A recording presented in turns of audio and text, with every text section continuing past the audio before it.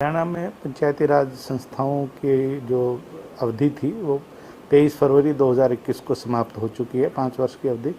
और साधारणतः उस अवधि के पूर्ण होने से पहले या 6 महीने में चुनाव करवाए जाने आवश्यक होते हैं।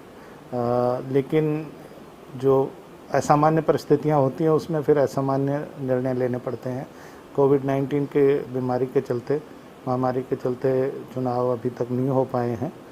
और जैसा कि आप जानते हैं कि चुनाव आयोग राज्य सरकार की संस्तुति के साथ ही रिकमेंडेशन के हिसाब से ही चुनाव करवा पाते हैं। तो अभी तक हमें वार्डबंदी के बारे में सूचना नहीं मिली है विकास एवं पंचायत विभाग से। तो जैसे ही हमें ये सूचना मिलेगी कि वार्डबंदी का कार्य पूर्ण हो चुका है और हम आगे चुनाव का कार्यक्रम जारी कर सकते हैं, तो हम अपनी कार्रवाई शुरू कर देंगे। किस किस तरह की तैयारियां रहती है चुनाव आयोग की? देखिए, सबसे पहले तो विभाग का कार्य है कि वार्डबंदी पूर्ण कर ली जाए। कोई पंचायत मान लीजिए म्यूनसिपल कॉरपोरेशन में है या म्यूनसिपल काउंसिल या म्यूनसिपल कमेटी में चली गई है, या कुछ गांव चले गए हैं किसी जिला परिषद के या पंचायत समिति के, या कुछ जैसे पंचायतें बड़ी थी और एक में से 2 बना दी गई, 3 बना दी गई, या किसी पंचायत का दायरा बड़ा है, कोई ढाणी शामिल हुई है। तो इस तरह से 107 के करीब पंचायतें नई बनी हैं, उनकी वार्डबंदी का कार्य पूर्ण होना था, तो उसके बारे में अभी सूचना नहीं आई है। तो एक तो वार्डबंदी का कार्य तो राज्य सरकार का कार्य है।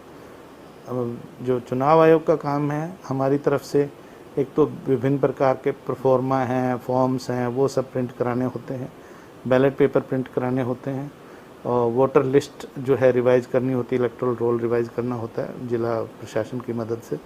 और फिर हमें चुनाव का कार्यक्रम जारी करना होता है, जिसमें कि नॉमिनेशन इनवाइट करने की तारीख और फिर नॉमिनेशन की प्रक्रिया तो जो जिला में जो प्रिजाइडिंग अफसर होते हैं वो करते हैं।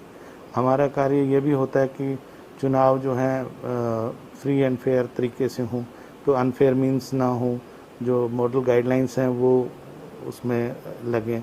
जो मॉडल कोड ऑफ कंडक्ट है उन दिनों में सरकार कोई ऐसी स्कीमें या वो जारी ना करें ताकि जिससे मतदाता प्रभावित हो सके।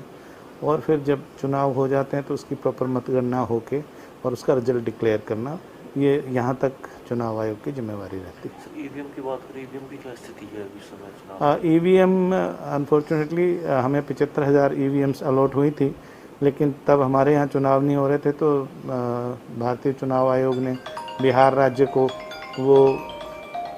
को वो ईवीएम्स हमारी तरफ से वो अलॉट उनको कर दी और उनको कहा कि भाई 31 जुलाई तक आप ईवीएम हरियाणा को दे देंगे।